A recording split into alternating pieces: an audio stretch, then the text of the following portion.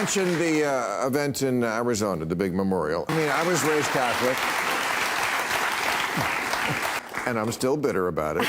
I'm an atheist, so this is not the stuff for me. I'm interested in your take on whether this was a Christian nationalist event. We hear that term a lot. I've done a lot of material on it. Christian nationalism. First of all, how do you define it? Are you one?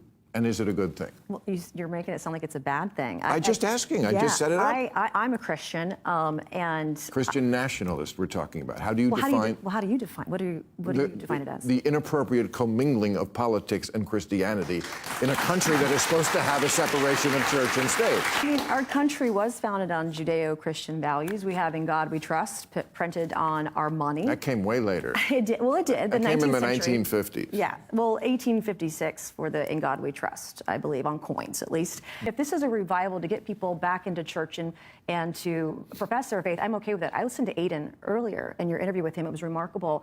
And he was admitting that our young people, they lack a purpose. They were held up in COVID. They couldn't go socialize. They couldn't go to school. They can't get jobs. They got degrees they can't get jobs for.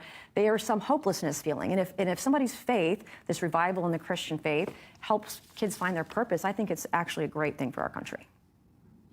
Something's changed in terms of the GOP. I came of age in the Reagan 80s as a Republican, and then eventually left the party because I thought that the party had changed. But what I remember is that Jerry Falwell was often in the room.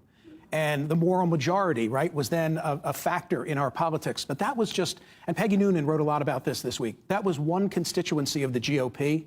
It was like many other constituencies, but it didn't speak for the party generally. What I saw in the Kirk Memorial, and I'm not objecting to it, it was an interesting lens into the leadership of the GOP today, because the president, the vice president, and most of the cabinet were all there. Fine, so long as the establishment clause at some point doesn't get violated.